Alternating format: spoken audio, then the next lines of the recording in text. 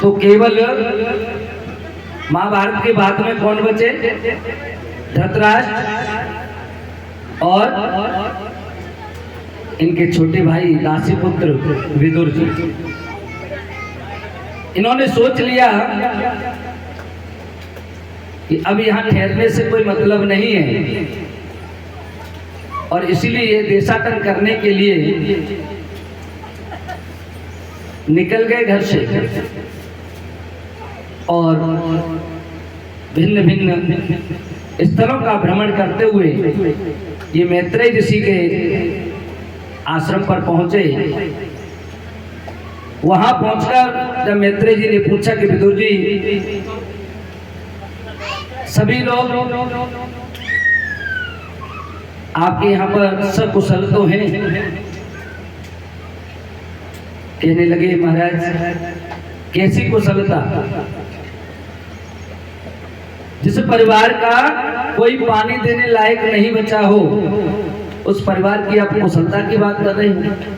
अब पहले कोई फेसबुक और व्हाट्सएप तो थे नहीं, जो व्हाट्सएप से या फेसबुक से तुरंत वहाँ सूचना पहुंच जाती कि कौन क्या कर रहा है। आज भी बहुत सारे ऐसे लोग हैं जिनके पास में फेसबुक या व्हाट्सएप की कोई सुविधा नहीं है, अर्थात फोन तो है लेकिन छोटे वाले, केवल उतना ही अपना फोन से बात कर ली या जिससे बात करनी है उसके लिए फोन लगा के सुन लिया और अपनी बात कह दी, इसके अलावा उनको और कोई मतलब नहीं रहता है।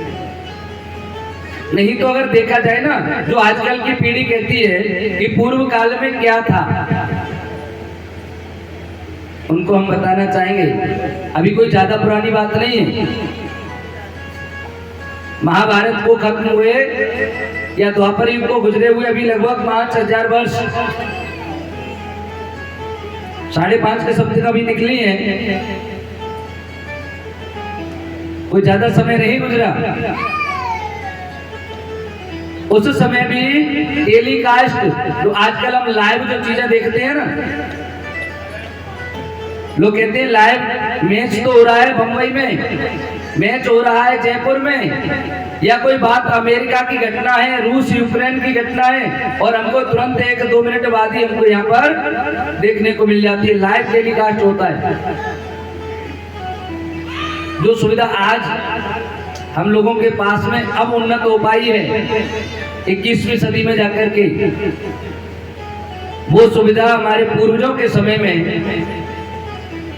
भगवान श्री कृष्ण ने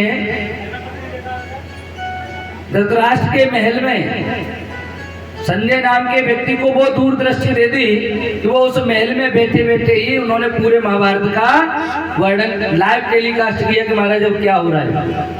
अक्षर से हर बात को बताया, कौन व्यक्ति किससे क्या कह रहा है, किसने क्या किसको मारा, किसने किसको ललकारा, हर बात उन्होंने वहां बताई थी। इतनी टेक्नोलॉजी हमारे उस समय में भी थी। और जो लोग कहते हैं ना कि आज के युग में मोबाइल हो गए, अन्यथा तो भारत को कुछ करना ही नहीं जानता था।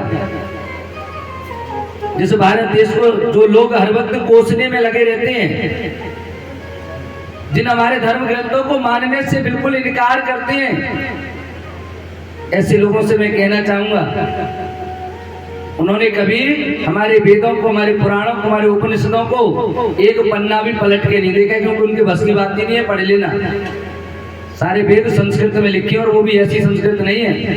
वेद भाषा संस्कृत की बिल्कुल अलग ही भाषा है, और उसके अर्थ जब निकालते हैं ना, उनको पढ़ते हैं, ये बहुत बड़ा गूढ़ ज्ञान है। एक एक सूक्ति में, एक एक श्लोक में न जाने कितना ज्ञान भरा हुआ पड़ा है। अब जानते पढ़ा तो कभी कुछ है नहीं, बस उनको तो लांछन लगाना है, और वो यही कहते हुए दिखते हैं कि हमारे पास कोई टेक्नोलॉजी थी नहीं, जो कुछ भी हमको दिया वो पाश्चात्य वालों ने दिया, पश्चिमी संस्कृति ने दिया। कल भी मैंने आपको बताया था कि हमारे यहाँ पर इतनी अच्छी टेक्नोलॉजी थी, जिस समय में विदेशी लोग ढंग से साइकिल बनाना नहीं जानते थे, उस समय हमारे यहाँ हवाई जहाज उड़ते थे। हाँ, आज भी विदेशी लोग 5-5, 6-6 दिन का रखा हुआ भोजन करते हैं, 6-6 महीने के रखे हुए सॉस और चटनियाँ यूज करते हैं। आज भी हमारे यहाँ बिल्कुल ताज़ा तरीन टमाटर मंडी से लेकर के आते हैं और घर पे आके उसका सॉस बना लेते हैं। आज भी हमारे यहाँ टेक्नोलॉजी है, हम लोग ताज़ा खाने वाले हैं। ये ब्रेड का चलन कहाँ से चला? ये पाश्चात्य संस्कृति है। वहाँ इतनी जल्दी भोजन बनता नहीं है, मौसम ठंडा रहता है, अग्नि जलाने में उनको दिक्कत आती है। इसलिए जहाँ जो एक ऐसा वायुमंडल, ऐसा पर्यावरण उन्होंने फैक्ट्रियां बनाकर के तैयार की हैं, उनसे बनकर माल आता है और फ्रीजों में पड़ा रहता है। महीने, 2 महीने, 6 महीने, 4 महीने लाके इकट्ठा डाल दिया। इन फ्रीजों की आवश्यकता हमारे घरों में अगर आज से 10 साल पूर्व का या 20 साल पूर्व का देखा जाए, 15 साल पीछे हट करके, तो ये किसी के घर में फ्रीज नहीं हुआ करते थे। किसी एक आध कोई ज्यादा पैसे वाला था, उनके यहाँ कहीं नहीं है। इन रेफ्रिजरेटरों की कोई आवश्यकता थी ही नहीं, क्योंकि हमारे यहाँ तो जो भी सब्जी लेके आनी सब ताजा तरीन आती थी। उस समय में जो फल बेचने वाले, जो सब्जी बेचने वाले बेचारे हुआ करते थे, वो घरों तक, हमारे घरों तक रोज प्रतिदिन ताजा सब्जी लेकर के आते थे। पलड़े में रख करके रोज आवाज लगाते हुए जाते थे, बड़े मनोहार करके देते जाते थे। आज मैं आपके लिए बैंगन लेकर के आया हूँ, कल आपने कहा था ना फली लेके आना, देखो आज मैं आपके लिए फलियां लेकर के आया हूँ। चाहे आपने भले न कही हो, लेकिन आपको ऐसा बना देता कि शायद आज आपका मन फली खाने का कर रहा होगा, इसलिए मैं ये चीज लेकर के आया हूँ। अरे दादा नहीं, आप 100 ग्राम तो ले लो। मन नहीं होता फिर भी हम लेते। ऋतु की चीजें खाते थे, जो चीज जिस ऋतु में प्राप्त होती थी उस ऋतु में खाते थे। आजकल हर ऋतु में और हर चीज उपलब्ध हो रही है, हर फल हर ऋतु में उपलब्ध है। अब शरीर को जब हर ऋतु के अनुसार जो कार्य होंगे उनको कभी भी खिलाओगे तो बीमारियां तो बढ़ेंगी। सबसे ज्यादा बीमारियों का कारण हमारा खान पान। एक तो शुद्धता नहीं है, और शुद्धता के बावजूद दूसरा क्या है, वो शुद्ध भी हो लेकिन अऋतु, जो गोभी का फूल सर्दियों में आना चाहिए वो आप गर्मियों में खा रहे हो, क्या होगा? बीमार नहीं पड़ेंगे। ऐसी अवस्थाएं, हमारा भारत देश बहुत पहले से उन्नत है।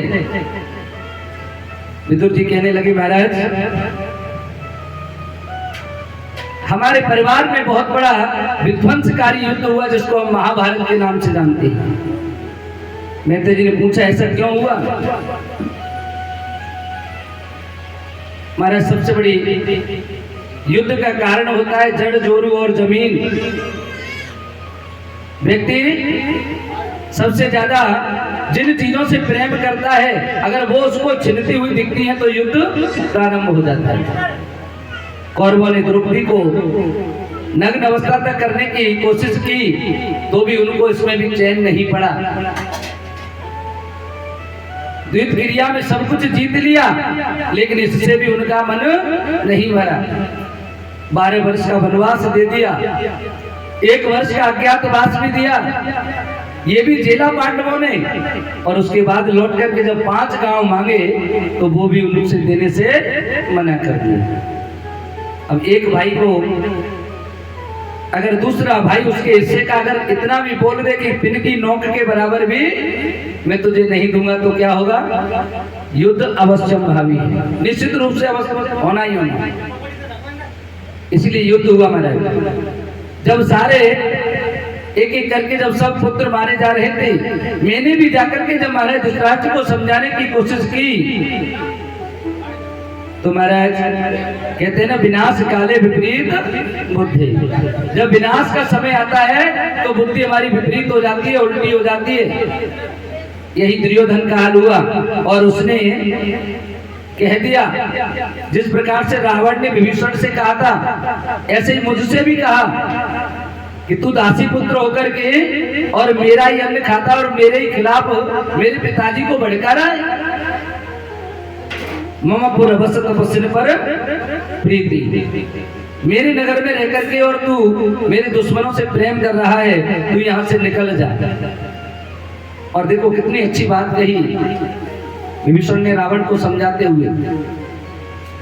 मानस में तुलसीदास जी महाराज कहते हैं, सुमते कुमते सब के ओर रहाई, सुमति कुमति तव के ओर रहाई, नाथ पुराण गम अस कहाई। श्री राम जय राम जय जय राम, श्री राम जय राम जय जय राम। जब रावण ने विभीषण को लात मारी तो विभीषण जी ने क्या कहा, अरे भैया कोई बात नहीं है, सुमति और कुमति अर्थात अच्छी मति अच्छी बुद्धि और बुरी बुद्धि हम सबके दिमाग में निवास करती है। ये मत सोचना अगर कोई व्यक्ति ज्यादा स्मार्ट बने या किसी की नौकरी लग गई तो उसे ये लग रहा हो कि मेरे दिमाग में तो अच्छी मति है, मैं केवल सुबुद्धि वाला हूँ, मेरे पास कुमति नहीं है। ऐसा कभी सोच भी मत लेना। ये दोनों एक ही सिक्के के दो पहलू हैं। अगर एक तरफ रुपया छिपा हुआ है और दूसरी तरफ महात्मा गांधी जी, अशोक या जो कुछ भी है, अगर एक दूसरी तरफ का सिक्का घिस जाए तो क्या सिक्का चलेगा? क्या नहीं चल सकता है ना। ऐसे दो पहलू होते हैं हमारे दिमाग में, दोनों ही सुमति भी और कुमति भी दोनों बराबर से निवास करती हैं। लेकिन जब तक सुमति काम कर रही होती है तब तक हमको सब अच्छा कार्य करना, सब कुछ अच्छा दिखता है, और जैसे हमारी कुमति कार्य करना शुरू कर देती है तो सब कुछ नष्ट करा देती है। अच्छा, पता कैसे चलेगा कि हमारी कब कुमति काम कर रही है और कब सुमति काम कर रही है? कुमति सुमति दोनों एक साथ बस रही हैं तो हमें पता कैसे चलेगा कि हमारी कुमति काम कर रही है इस समय या सुमति काम कर रही है? कह रहे हैं तुलसीदास जी महाराज, जहां कुमत तहां संपत्ति नाना और जहां कुमत तहां विपत्ति निदाना। सबसे पहली तो एक स्थिति हम देख सकते हैं कि जहां पर सुमति होगी उनके घर में किसी प्रकार की कोई कमी नहीं रहती है, सम्मति होती है, संपत्ति से धन धान्य से घर भरा पूरा रहता है, कभी उनके घर में लड़ाई झगड़े नहीं होते हैं। ये सुमति का एक पहला उदाहरण है। और दूसरा, जहां कुमति विपत्ति निदाना, और जैसे स्थान पर कुमति का वास हो जाता है निश्चित मान लीजिए कि उस स्थान पर या उस घर में लड़ाई दंगे होते रहते हैं। और कह रहे हैं कि कुमति सुमति का दूसरा क्या उपाय है? तब और कुमति बसी विपरीता, हित अनहित जा नहीं रे कुपीता। सिया राम जय जय राम, सिया राम जय जय राम। तुलसीदास जी महाराज कह रहे हैं इधर, और इधर विभीषण रावण को समझा रहा है। तब और कुमति बसी विपरीता, तुम्हारे हृदय में तुम्हारे मस्तिष्क में कुमति का निवास है। पता कैसे चला है? पता ऐसे चला कि रावण को जब जब जिसने भी उसके घर वालों ने समझाया, मंदोदरी ने समझाया, वो भी उसको उल्टी लगी। कैसी लगी? उल्टी।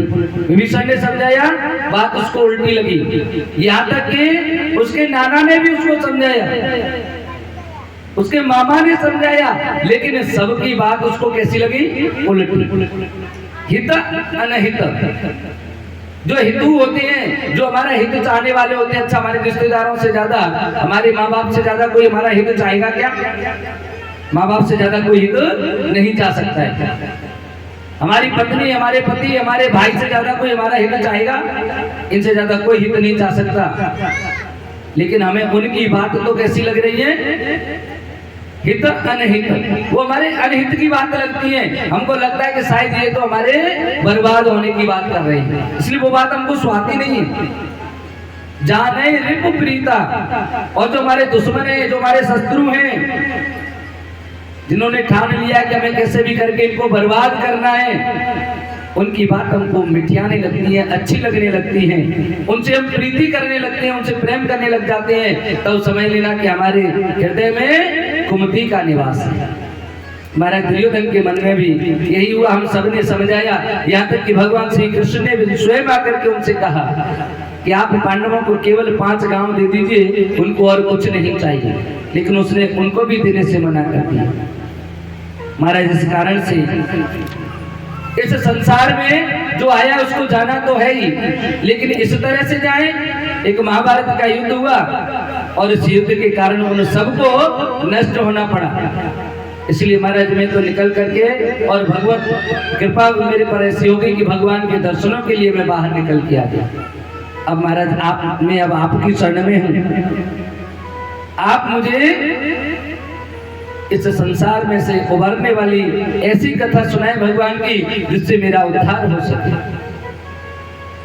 आज मैत्रेय जी विदुर जी को समझा रहे हैं, उधर मैत्रेय जी विदुर जी को भागवत कथा सुना रहे हैं, और इधर में ब्रह्मा जी नारद जी को कथा सुना रहे हैं।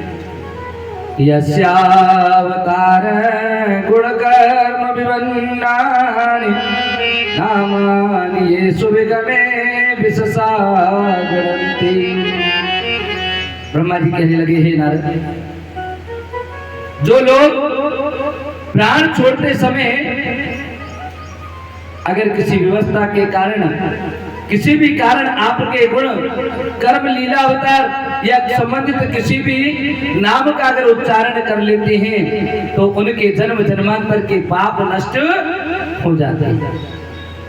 व्यक्ति मरते समय भी अगर ईश्वर का स्मरण कर लेता है तो उसको भी पाप कैसे हो जाते हैं? नष्ट हो जाते हैं। हे प्रभु, ऐसे प्रभु श्री हरि नारायण की शरण में हम सबको चले जाना चाहिए। जन्म मरण से मुक्ति पाने का केवल एक ही उपाय है, और वो क्या है? भगवान की शरण में चले जाना। आज ब्रह्मा जी स्वयं भगवान के शरणागत हैं, श्री हरि विष्णु के शरणागत हैं, और उनकी शरण में जाकर के उनसे कह रहे हैं। और इधर हम और आप लोग सब भगवान के शरण में पहुंच करके एक हाजिरी लगाएंगे भगवान के चरणों में, ताली सेवा करते हुए सभी लोग। कृपा की न होती जो आदत तुम्हारी, कृपा की न होती जो आदत तुम्हारी, सुनी रहती अदालत तुम्हारी, सुनी रहती अदालत तुम्हारी। कृपा की न होती जो आदत तुम्हारी, सुनी रहती अदालत तुम्हारी।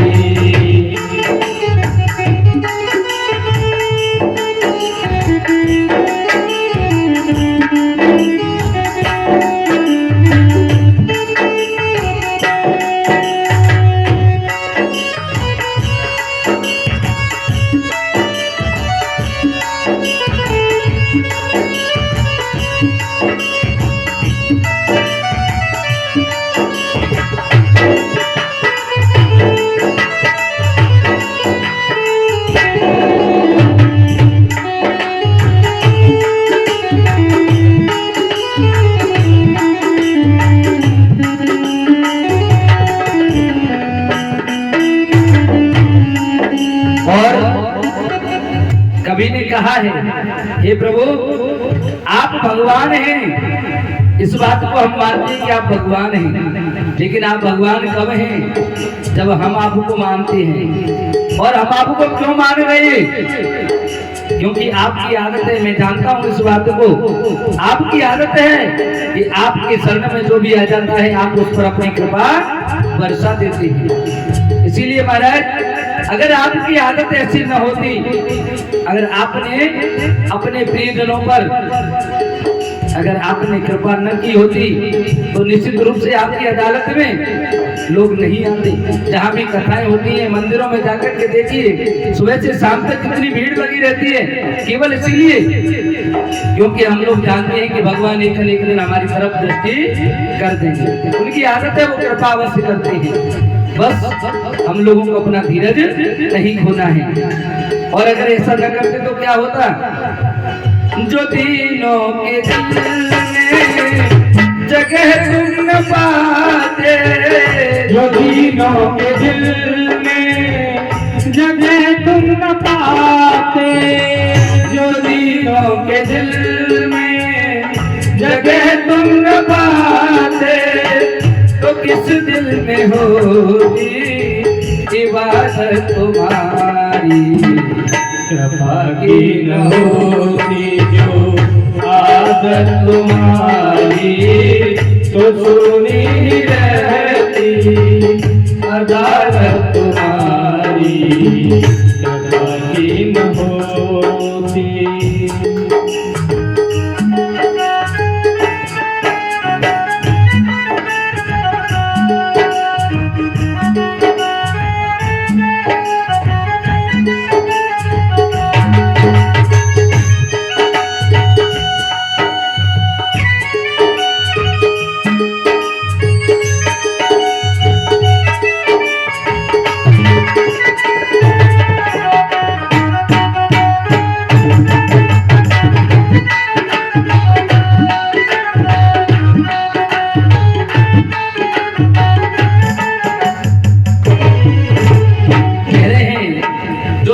के दिल में जगह तुम न पाते।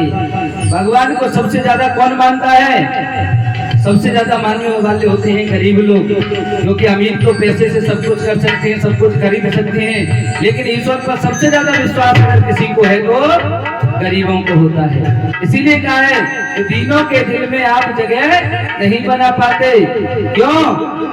क्योंकि अगर ये लोग आपकी इबादत न करें, अगर आपके दरवाजे पर ना आए, तो आप भगवान बने मंदिर में बैठे रहना प्रभु, आपकी कोई अहमियत नहीं है।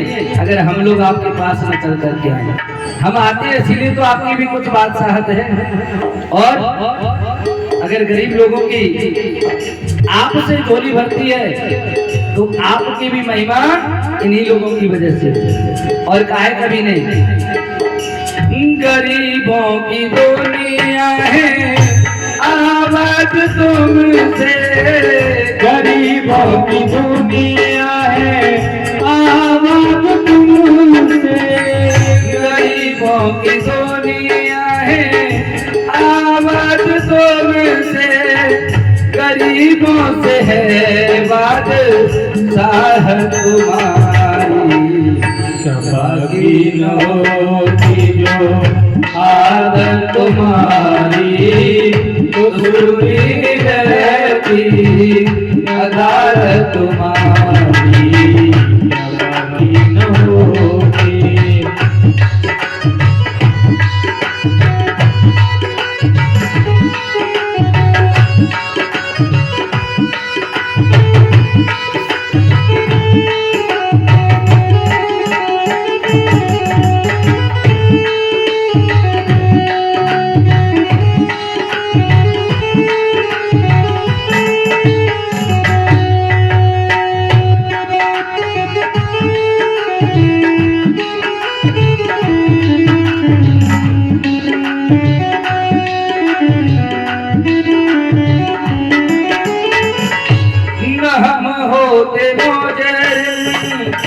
तुम होते हाकिम, हम होते मुजरिम, न तुम होते हाकिम, हम होते मुजरिम, न तुम होते हाकिम, न हम होते मुजरिम, न तुम होते हाकिम, न घर घर में होती इबादत तुम्हारी। कृपा की न होती जो आदत तुम्हारी, तो सुनी रहती अदालत तुम्हारी। कृपा की न होती।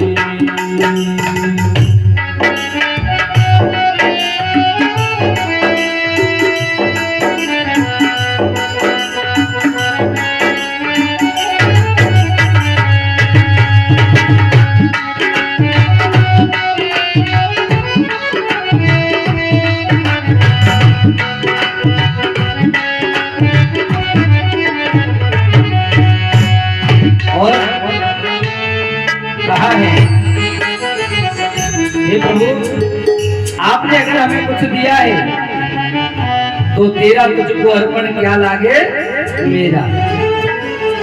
तुम्हारी ही उल्फत के जग बिंदु है, तुम्हारी ही उल्फत के जग बिंदु है, तुम्हारी ही उल्फत के जग बिंदु है, तुम्हें सौंपते हैं अमान तुम्हारी। कृपा की न होती जो आदत तुम्हारी, तो सुनी रहती है दाल तुम्हारी। कृपा की न होती हो आदत तुम्हारी, तो सुनी रहती अदालत तुम्हारी। कृपा की न होती जो आदत तुम्हारी, सुनी रहती है दाल तुम्हारी। बोली बालकृष्ण भगवान की जय हो।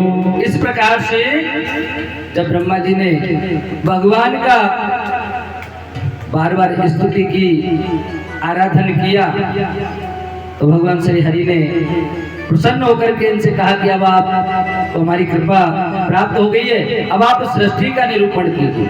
हे नारद जी, तब मैंने इस सृष्टि का निरूपण करना प्रारंभ किया। और मैत्रेय जी कह रहे हैं कि ब्रह्मा जी ने अपने शरीर में से, अपने मन से इस संपूर्ण सृष्टि का निर्माण किया है। ससर्जा ग्रंथता मिश्र तथा तामेन्द्रमादिकृत महामोहं च मोहं च तमश्चा ज्ञान वृत्तः।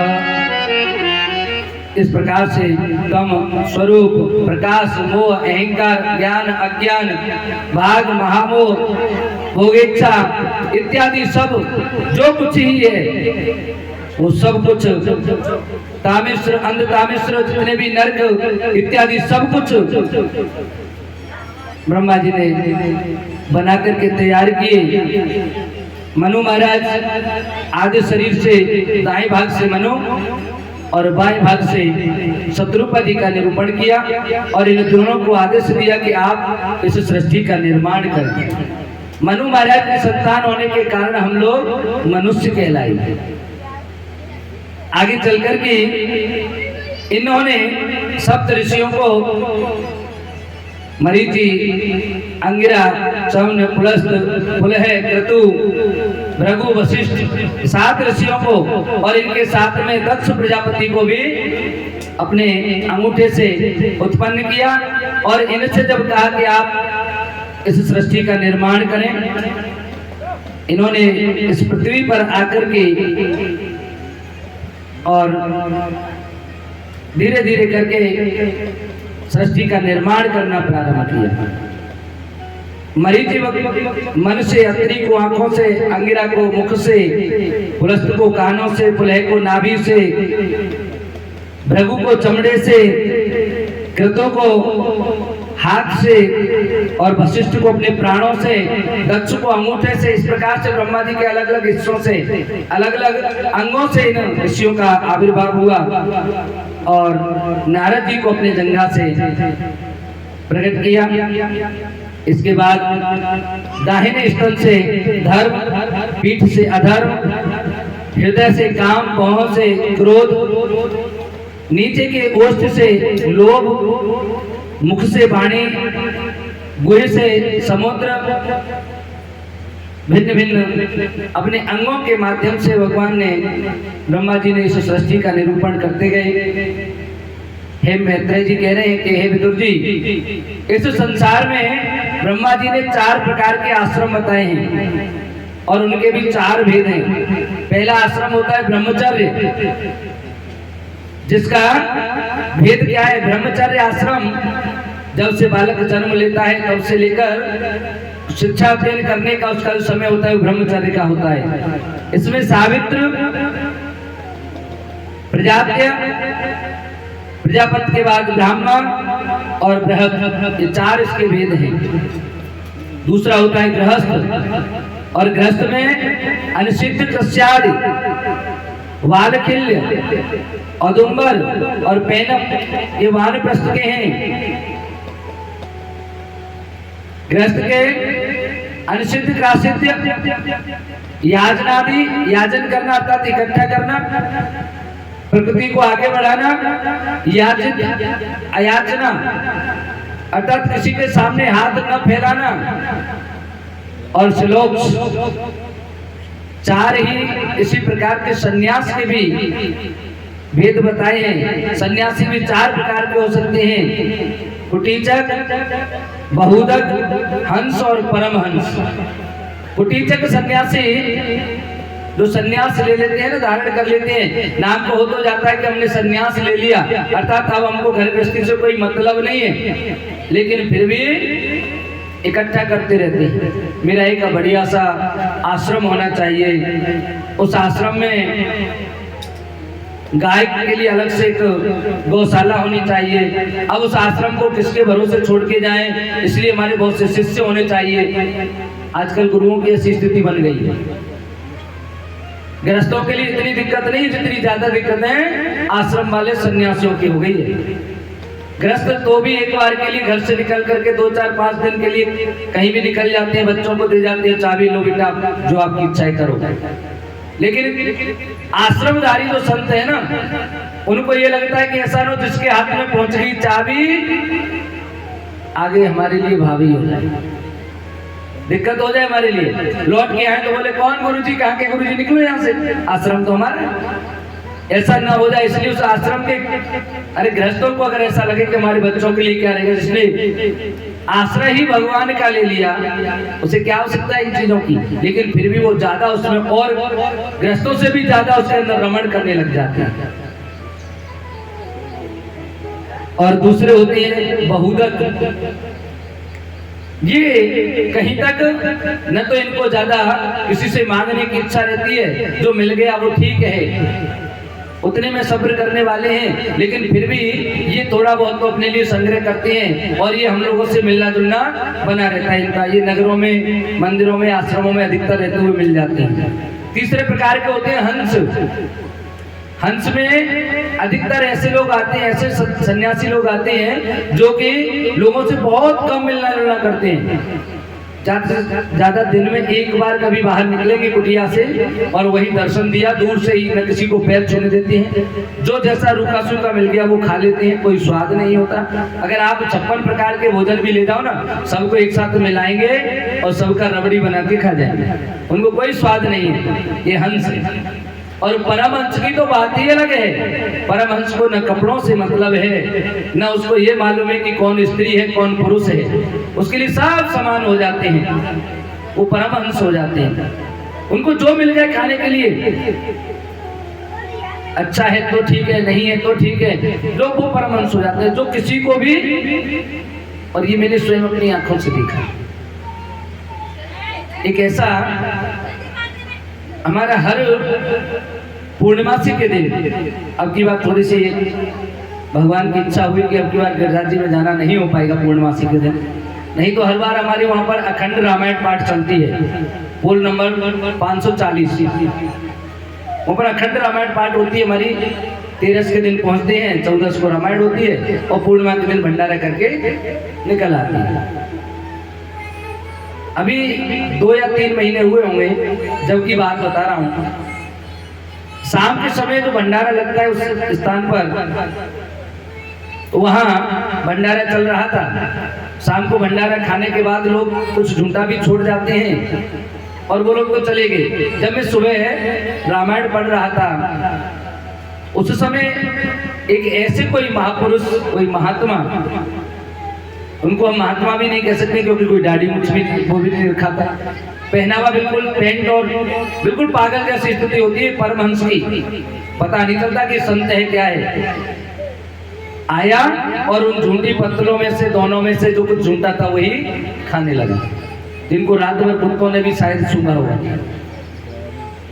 उसमें से उठा करके खाने लगा। मुझे लगा शायद भूखा है, हमने रात्रि के समय जो कुछ बनाया था, कुछ सामान बच गया, और वो ऐसा भी नहीं था जो सुबह नहीं खाया जा सकता, वो अच्छा सामान था। मैंने कहा ना हो तो वहां से लाकर किसको दे दिया जाएगा। तो मैंने कहा कि महाराज आप थोड़ी देर बैठिए, मैं आपके लिए लेकर के आता हूँ। तो बोला नहीं नहीं मैं नहीं खाता, मैं ऐसे खाता ही नहीं हूँ। तो मैंने कहा पास में दुकान है, अब चाय पी लीजिए, बिस्किट खा लीजिए। स्पष्ट उसने मना कर दिया कि मैं किसी का कुछ खाता ही नहीं। अब बताओ उसको अच्छा मिल रहा है तो नहीं खाएगा, लेकिन कहीं से भी उठा के खा लेगा। ये होते हैं परमहंस के लक्षण, ये परमहंस व्यक्ति, ऐसे परमहंस संत होते हैं, ऐसे सन्यासी होते हैं। बोली बाल कृष्ण भगवान की जय हो। राधे राधे। क्यों रो रही है? इसको चॉकलेट दे दो।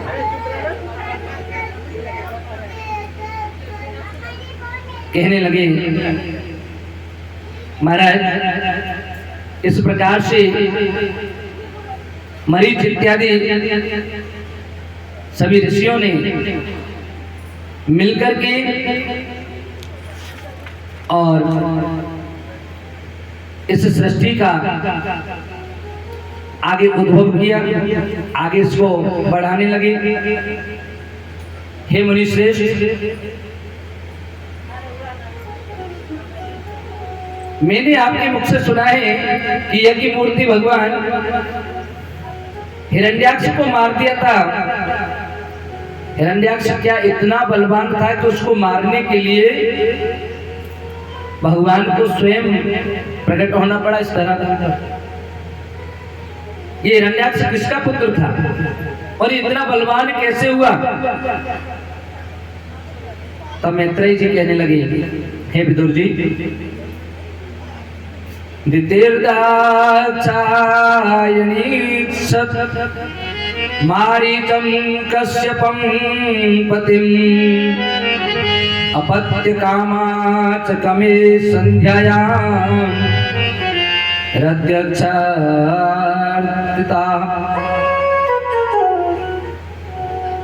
हे विदुर जी, एक बार दक्ष की पुत्री दिति ने अपने पति कश्यप से संध्या बंदन का समय था और शाम के समय आकर के उनसे कहा कि प्रभु आज मेरी इच्छा हो रही है, आज हम एक पुत्र की प्राप्ति के लिए आपसे रमण करना चाहते हैं।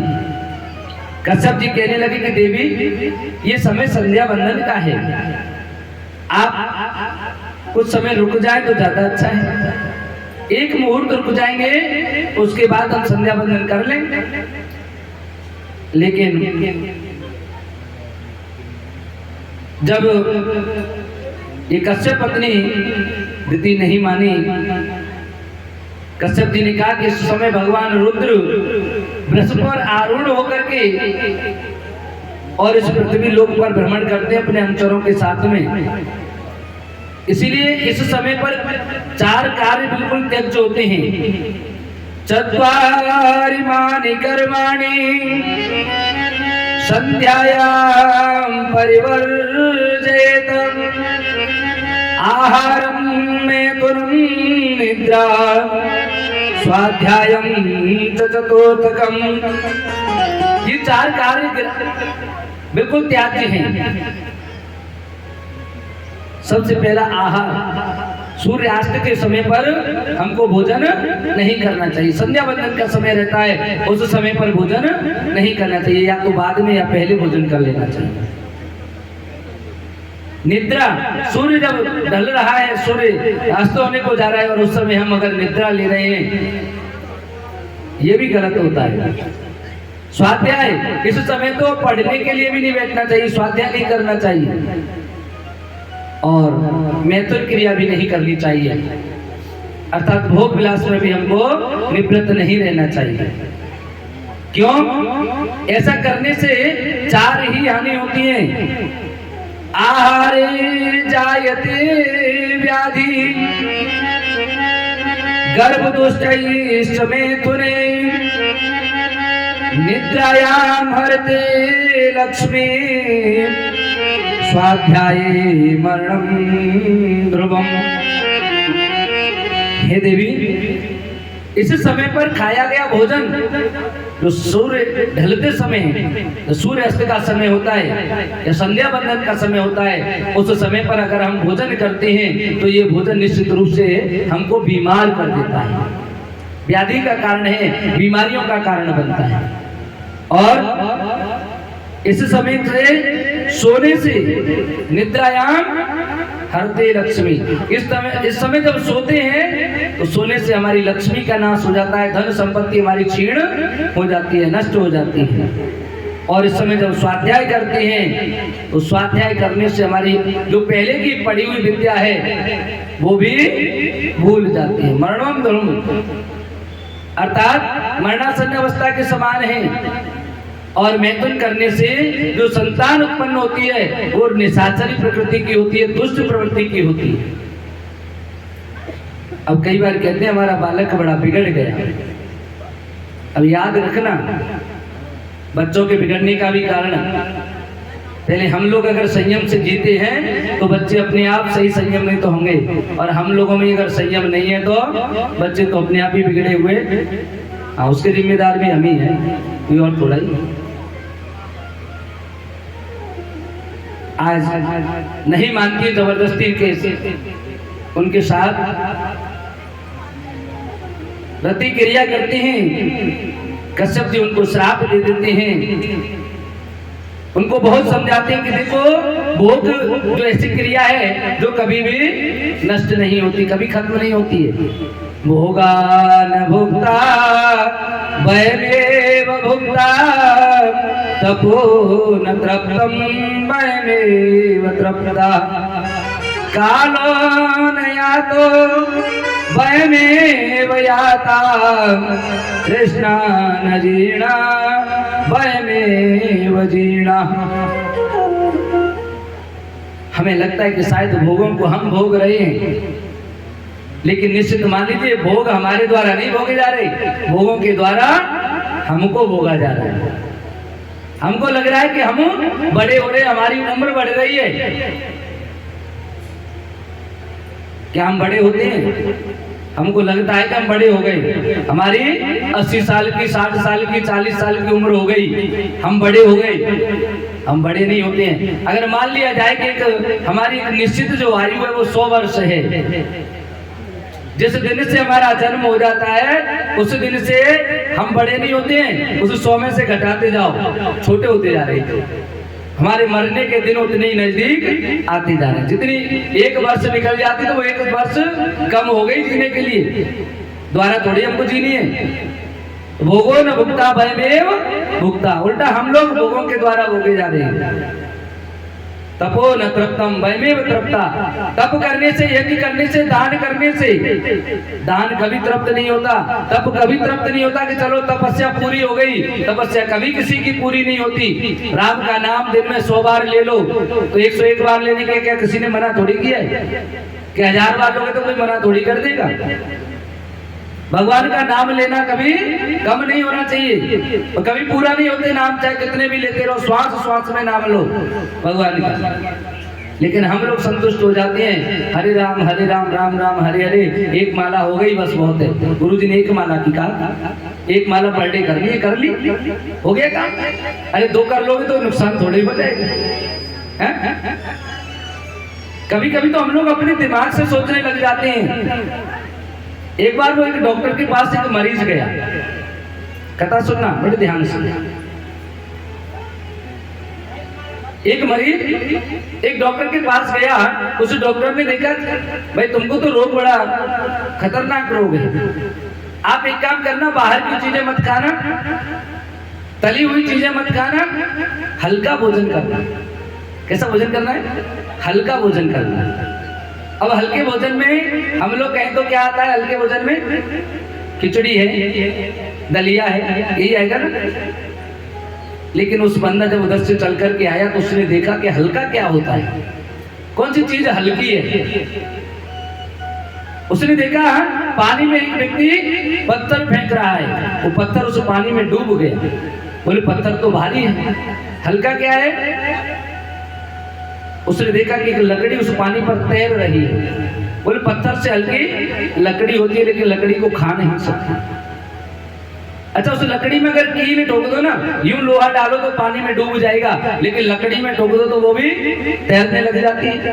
हल्की तो नहीं होती, वो होती तो भारी है, लेकिन वो लकड़ी उसको भी तैरा देती है। उसने सोचा कि ये लकड़ी, घर पर जाकर के देखा चूल्हे में लकड़ी जल रही है और उसके ऊपर रखी है कढ़ाई, और उस कढ़ाई में तेल खौल रहा है और उसकी पत्नी उसमें कचौड़ी समोसे सेक रही है। उसने देखा कि ये कढ़ाई हल्की हो सकती क्योंकि आंच के ऊपर रखी है, और इसमें ये तेल भरा हुआ है, तो पानी के ऊपर अगर तेल डाला जाए तो पानी नीचे रह जाता है, तेल उस पर तैरता है। तो बोले पानी से हल्का तेल, और तेल के ऊपर तैर रही है पूड़ी या कचौड़ी, तो ये इससे भी हल्की है। बोले कचौड़ी खाओ ये अपने हिसाब से उसने अंदाजा लगा लिया कि कचौड़ी हल्की है, दाल ये दलिया वलिया ये कोई हल्के नहीं है, ये तो नीचे पानी में तली में बैठ जाते हैं, हल्का वो है जो ऊपर तैरे। ऐसे ही हम लोग क्या अपने हिसाब से अंदाजा लगा लेते हैं। गुरुजी ने कहा एक माला करनी है मतलब एक ही करनी है, दो कर लेंगे तो नुकसान हो जाएगा, गुरुजी की बात फेल हो जाएगी। ऐसा नहीं है। तपो न तृप्तम वैमेव तृप्ता, और कालो में या तो वैमेव याता। हमें लगता है कि काल आ रहा है, काल कहीं नहीं गया। काल कहते हैं समय को, समय अपने स्थान पर है, समय निश्चित रूप से चलता रहता है। वैमेव याता, हम आते हैं और चले जाते हैं। हमने जन्म लिया तब भी समय था, और जा रहे हैं तो भी हमारे पीछे भी समय यही रह जाएगा। हमारा आना जाना बना रहता है, समय यही बना रहता है। तृष्णा न जीर्णा वैमेव जीर्णा, हमारी जो मनोकामना, हमारी इच्छाएं हैं, हमारी तृष्णा है, वो कभी बूढ़ी नहीं होती। जीर्ण कहते हैं वृद्ध, वो वृद्ध नहीं होती, वो नहीं थकती हैं। एक काम के बारे में सोचते हैं कि हमारे एक बालक हो। भगवान कहे अगर भगवान की इच्छा हो जाए या भगवान की कृपा हो जाए, हमारे एक बालक हो जाए। भगवान की इच्छा हो गई, बालक हो गया, बालक को पढ़ाएंगे लिखाएंगे, नौकरी लग जाएगी। भगवान की इच्छा से नौकरी लगी, अब छोकरी मिल जाए बढ़िया, उसी के हिसाब की मेल की छोकरी भी मिल गई। अब लड़के के लिए घर चाहिए, ज्यादा ना सही तो कम से कम 25 बाई 30 का एक प्लाट ही मिल जाए। पहले सोच रहे छोटा सा प्लाट, लेकिन भगवान ने उनको बड़ा सा प्लाट दिया 200 वर्ग गज का। अब उस घर में पहले सोचे एक कमरा बन जाए, धीरे धीरे करके कोठी बन गई, दरवाजे पर गाड़ी भी खड़ी हो। अभी तो पहले छोटी वाली अल्टो मिल जाए बस, लेकिन मर्सिडीज खड़ी है ना। उसके बाद और कौन कौन सी बड़ी बड़ी गाड़ियां आती हैं, 1-1 करोड़ रुपए की गाड़ियां, वो भी खड़ी हो जाए। तो ये तृष्णा है। और देखो, बोलो श्री राधे। हाँ, ध्यान देने वाली बात यह है हमारे दुख का कारण क्या है, हमारे दुख का कारण क्या है, हम दुखी क्यों होते हैं। हमारे दुख का कारण हमारा दुख नहीं है जिसके कारण हम दुखी होते हैं। हमारे दुख का कारण ये है कि हम, हमारे पास जितनी वस्तुएं हैं हम उनसे संतुष्ट नहीं हैं। हाय धन गज धन वाज धन और रतन धन खान, और जब आवे संतोष धन सब धन धूर समान। हाथी घोड़ा, हय धन गज धन वाज धन, कितना भी धन हमारे पास हो लेकिन हमारी संतुष्टि नहीं होती। लेकिन जब व्यक्ति को संतुष्टि हो जाए, संतोष आ जाए जब पास में, तो फिर बाकी के सब धन कैसे हो जाएंगे, धूल के समान। उनका कोई महत्व नहीं रह जाता अन्य धनों का। क्या करना है हमको अन्य धनों से, हमारे पास जो है उतना ठीक है, लेकिन हमारे दुख का कारण होता है हमारे पास, हम पैदल चल रहे हैं, पास से कोई साइकिल वाला निकल गया, ओहो इसके पास साइकिल है, मेरे पास साइकिल भी नहीं। जब साइकिल आती है तो पैदल वाले को भूल जाते हैं कि कोई और दूसरा भी पैदल चल रहा है, फिर मोटरसाइकिल दिखने लगती है, ओहो मोटरसाइकिल। फिर अपने पास बुलेट आ गई, फिर देखेंगे इसके पास 4 व्हीलर, अब 4 व्हीलर आनी चाहिए। दूसरे को देख करके जब हमारी तृष्णा बढ़ती जाती है, ये हमारे दुख का कारण है। जब हमारे हाथ में घड़ी बंधी होती है ना, हमारे हाथ में घड़ी बंधी है और जिसके हाथ में घड़ी नहीं होती वो सोच रहा है कि ओहो उसके पास घड़ी है, लेकिन वो उसे नहीं देखता कि इसके पास हाथ ही नहीं है। उसे नहीं देखता कि इसके पास तो हाथ ही नहीं है, घड़ी क्या करेगा बांध के। आज पहले घड़ी किसी किसी के पास होती थी, घड़ी किसी किसी के पास होती थी, लेकिन समय सबके पास होता था। आज घड़ी हर किसी के पास है, लेकिन समय किसी के पास नहीं। कितनी अजीब बात हो गई। बोलो राधे राधे। कहने लगे तुमने मेरे धर्म को दिखाया है, इसलिए तुम्हारे पुत्र तो पैदा होगा, लेकिन वो दुष्ट पैदा होगा, राक्षस प्रवृत्ति का होगा। जब उन्होंने पति की अर्चना की, वंदना की, वरदान दे दिया कि पुत्र तो होगा, लेकिन इतना बलवान होगा कि उसको मारने के लिए स्वयं भगवान को अपना अवतार धारण करना पड़ेगा।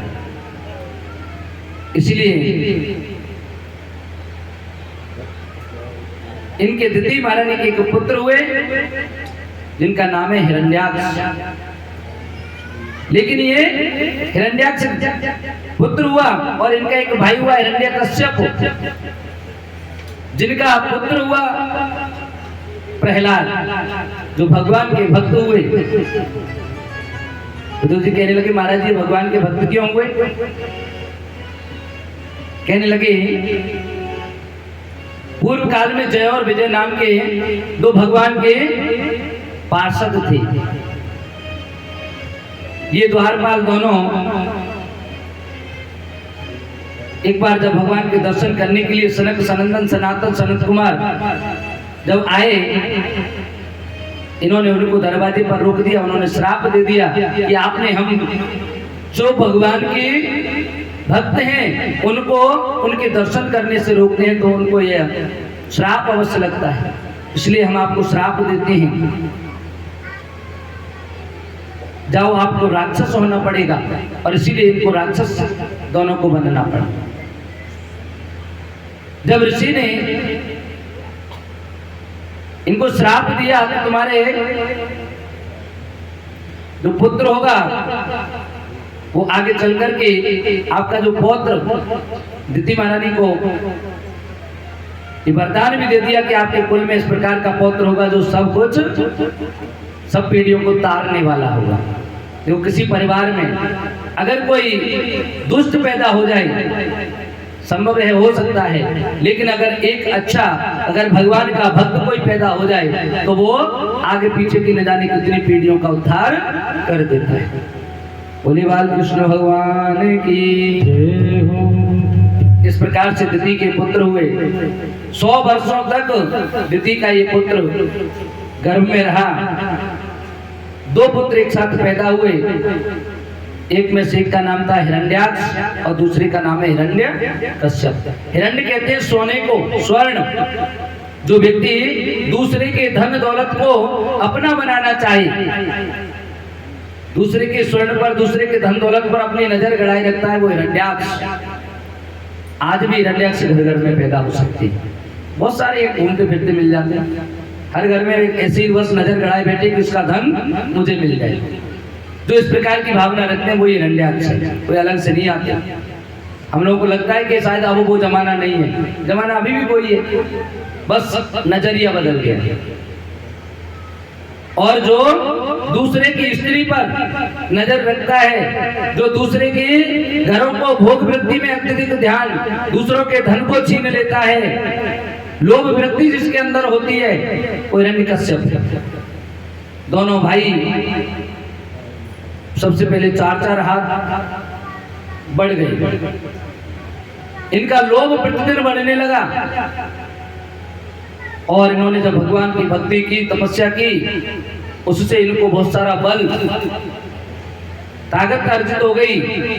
और कहते हैं ना कि ऐसो को जन मोह जग माही, ऐसो को जन ओ जग माही प्रभुता पाए जाहे मद नाई। श्री राम जय राम जय जय राम श्री राम जय राम जय जय राम। इन दोनों भाइयों ने जब इनको राजगद्दी मिल गई, प्रभुता मिली, बड़प्पन मिला, धीरे धीरे करके ये दोनों समस्त प्रजा को दुख देने लगे। देखत भीम रूप सब पापी और निश्चर निकर देव परितापी। ये ऐसे निशाचर हैं, सब देवताओं को, उनको सबको दुख दे रहे हैं। और जय विधि होय धर्म निर्मूला, जिस प्रकार से धर्म की हानि हो, धर्म नष्ट हो जाए, सो सब करहि वेद प्रतिकूला। जो वेदों के उल्टा हो, वेदों में कहा गया कि हमें कैसे कर्म करने हैं, उन कामों को छोड़ करके बाकी सारे कार्य किए जाएं। उल्टे सीधे कार्य करना है, ऐसे ऐसे कार्य कर रहे हैं। गाय ब्राह्मण इत्यादि सबको परेशान करते हैं, सता रहे हैं उनको। जब मां पृथ्वी पर ये सहन नहीं हुआ, पूरी पृथ्वी को ही लेकर के एक बार हिरण्याक्ष रसाताल को चला गया। देवताओं ने आकर के भगवान से स्तुति की, ब्रह्मा जी से। ब्रह्मा जी स्वयं पहुंचे विष्णु भगवान के पास में, उनसे जाकर के स्तुति की और कहा, भगवान आप इससे हमें किसी भी प्रकार से निजात दिलाएं। तब भगवान ने ब्रह्मा जी के नाक से एक छोटा सा अंगूठे के बराबर एक जीव पैदा हुआ और देखते ही देखते वो बहुत बड़ा भयानक हो गया। बराह का रूप भगवान ने धारण किया। बोले बराह भगवान की जय हो। और इन्होंने जाकर के हिरण्याक्ष को रसातल में जाकर ललकारा और उसको मार करके पृथ्वी को अपने दांत पर धारण करके और इस धराधाम को, इस ब्रह्मांड में इसको स्थापित किया। इस प्रकार से तप के बल से जब इन्होंने हिरण्याक्ष को मार दिया तो हिरण्यकश्यप सोचने लगा कि अब मुझे तप करना है, और वह तप करने के लिए वन को चला जाता है। बहुत गहन तप करता है। उस समय उसकी पत्नी कयादु जो कि गर्भवती है, उसको इंद्र ने देखा कि गर्भवती है, इसके पुत्र पैदा होगा तो ये पुनः हमारे साथ फिर से युद्ध करेगा, ये भी राक्षस बनेगा, इसलिए क्यों न इसी को मार दो, न रहेगा बांस न बजेगी बांसुरी। लेकिन नारद जी ने रास्ते में आकर के इंद्र को समझाया कि आप ये क्या करने जा रहे हो। आपको पता है हिरण्यकश्यप इस समय तपस्या करने के लिए गया है, और अगर तपस्या करके उसने ऐसा कोई वरदान मांग लिया तो आपको ही सबसे पहले निपटाएगा। उसे पता चल गया, इसलिए आप इसे मेरे पास छोड़ दो। इंद्र उनको छोड़ करके चला गया। और उसके बाद नारद जी के आश्रम में रहकर के कयादु प्रतिदिन भगवान का स्मरण करती है। प्रहलाद जी भी गर्भस्थ होते हुए भी और भगवान का स्मरण अंदर ही अंदर सुनते हैं। और कहते हैं ना, बच्चों पर प्रभाव, आजकल के बच्चे ऐसे हो गए हैं। बच्चे आजकल के ऐसे क्यों हो गए, उसका कारण पता है? आपने देखा होगा छोटे छोटे से बालक बड़े हैं 5-5, 6-6 महीने के, इनके हाथ में भी देखो बिना मोबाइल के 1 मिनट नहीं देते। इसका कारण क्या है? ऐसा लगता है जैसे बच्चों को पैदा नहीं किया, डाउनलोड किया है सीधा। हाँ, कारण ये है कि जब बच्चे गर्भस्थ होते हैं, माता के गर्भ में हैं, उस समय माता जी भी तो केवल रील बना रही है या रील डाल रही है, उसी को देख रही है। मोबाइल ही हर वक्त मोबाइल में लगी है। आजकल खाना बनाना भी मम्मी से नहीं सीख रही, गूगल से सीख रही है, कितना क्या डालना है। हर वक्त मोबाइल हाथ में रहता है, मम्मी के हाथ में, पापा के हाथ में। और बच्चा जैसे ही पैदा होता है तो पहले तो कल हमारे शास्त्री जी बता रहे थे उपाध्याय जी की, बच्चा जब जन्म लेता है तो वो क्वां क्वां कहता है। क्वां का मतलब होता है कहाँ। वो तेज कहाँ है जो हमने अंदर गर्भ में देखा। आजकल के बच्चे क्वां क्वां ये नहीं पूछते कि कहाँ है, वो यही पूछते हैं कि वो कहाँ है, जिसे हमारी मम्मी चलाती थी। सबसे पहले आजकल पैदा हुआ और फोटो डाउनलोड अपलोड हो जाता है फेसबुक पे। आज हमारे घर में लक्ष्मी जी आई, आज हमारे घर में एक बालक का जन्म हुआ, आज मैं पापा बन गया, मम्मी बन गई। 1 मिनट नहीं होती बच्चे को जन्म लेते, जैसे ही नर्स लेकर के बाहर आएगी। अब घरों पे तो किसी का जन्म होता नहीं, जन्म सब अस्पताल में हो रहे हैं। और सबसे पहले फोटो लिया और अपलोड। अब बच्चे जब मोबाइल, शुरुआत उनकी मोबाइल देखने से हो रही है तो मोबाइल में जाएंगे। लेकिन प्रहलाद को भगवान की भक्ति का भाव दिखा। नारद जी के यहाँ पर उन्होंने नारायण का नाम सुना था, इसलिए वो नारायण के भक्त हुए। आगे का वर्णन करते हुए कहने लगे, हे ऋषिवर, कर्दम ऋषि जब वन में तपस्या करने के लिए जाने लगे, माता देवहूति कहने लगी, हे ब्राह्मण, आप यदि चले जाओगे, मेरे पास 9 कन्याएं हैं और महाराज कोई बालक है नहीं। इन लड़कियों की परवरिश करना, इनको पालना पोसना, ये एक अबला स्त्री के ऊपर आप छोड़ करके जा रहे हैं। अरे कम से कम कोई लड़का हो, भाई हो, तो उसके सारे इनको पाल लूं। एक बालक की मैं आपसे कामना करती हूँ। और कहने लगी कि प्राण नाथ तुम बिनो जग माही, प्राण नाथ तुम बिनो जग माही, मोह कहो सुखद कतहु कछु नाही,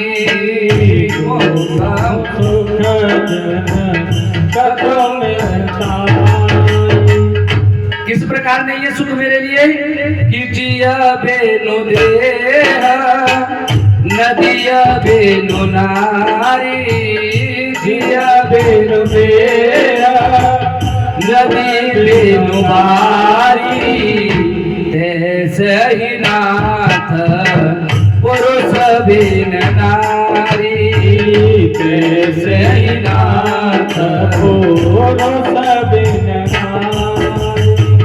हे नाथ, जिस प्रकार से बिना जल के नदी का कोई औचित्य नहीं है, खूब बड़ी नदी पड़ी हो। आपके सब क्षेत्र में बांसुर एक तहसील पड़ती है अलवर जिले की। बहुत दिनों का आया हूँ मैं, लगभग 20 साल 23 साल हो गई करीब जब आया। हाँ, इधर में एक नदी कोटपुतली के लिए जाते हैं तो शायद एक सूखी हुई नदी पड़ी, पता नहीं वो केवल वर्षा ऋतु में थोड़ी बहुत चलती हो तो चलती हो, नाम तो पता नहीं कौन सी है। हाँ, अब उस नदी में पानी नहीं बहता और आप कहेंगे ये नदी है तो किस मतलब की नदी, उसे नदी कहना बेकार। वहां तो खेत बन गए ना, अब कुछ भी नहीं रहा, उस नदी का कोई औचित्य नहीं, केवल नाम के लिए नदी रह गई। ठीक ऐसे ही जैसे बिना पानी के नदी का औचित्य नहीं है, उसी प्रकार महाराज बिना पति के, बिना पुरुष के और नारी का भी कोई औचित्य नहीं है, कोई मतलब नहीं निकल। जिस प्रकार से इस शरीर में अगर प्राण न हो तो ये शरीर क्या है, जब तक प्राण है तब तक इस शरीर का नाम होता है, तब तक इस शरीर से संबंध रहते हैं। माता के, पिता के, भाई के, बहन के, मौसा मौसी बुआ फूफी सब तब तक है जब तक इसमें प्राण है। जब तक इसमें प्राण है तब तक कहते हैं, नाम लेकर के पुकार देंगे ये जगदीश है, ये फला है, ये दिखा है। लेकिन जैसे ही प्राण निकल जाते हैं ना, उसके बाद वो केवल लाश बचती है। कोई भी आता है, पड़ोसी भी आएंगे तो कोई ये नहीं कहता कि अरे क्यों इसको रखा है भाई को, इसको उठा ले। क्या कहते हैं, लाश को क्यों रखे, चलो ले चलो। यही होता है ना, फिर वो लाश हो जाती है प्राण निकलते से ही। डॉक्टर से भी कहते हैं हमारी लाश को दे दो, कोई कहता है कि मेरे पापा को दे दो। बच्चे जाके कहते हैं मेरे पापा को दे दो, कोई नहीं कहता, कहते पापा की लाश को दे दो। पापा नहीं रहते, वो लाश हो जाती है।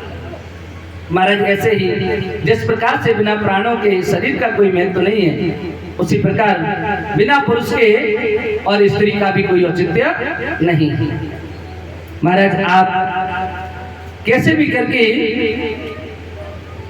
आप एक पुत्र मुझे अगर प्राप्त हो जाए तो मैं इन बच्चियों की शादी करने का भार उसको दे दूं। तब कर्दम ऋषि ने उनको वरदान दे दिया और पहले तो बहुत समझाया,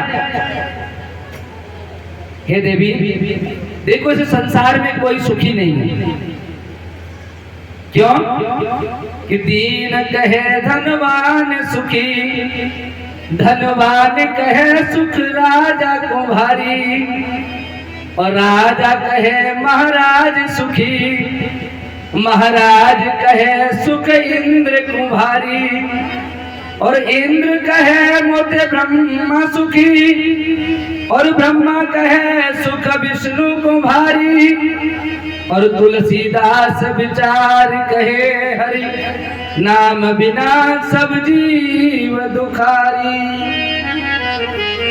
एक गरीब व्यक्ति को लगता है कि पैसे वाला व्यक्ति शायद ज्यादा सुखी है, और उस पैसे वाले को लगता है कि जो राजा है वो सुखी, राजा को लगता है जो महाराज है वो सुखी, महाराज को लगता है कि इंद्र सुखी, इंद्र को लगता है ब्रह्मा सुखी, ब्रह्मा को लगता है विष्णु सुखी। तो तुलसीदास जी महाराज तो कहते हैं कि जो भगवान का नाम नहीं लेते तो सब दुखी, और जो भगवान का नाम लेते हैं वो सब सुखी सुखी।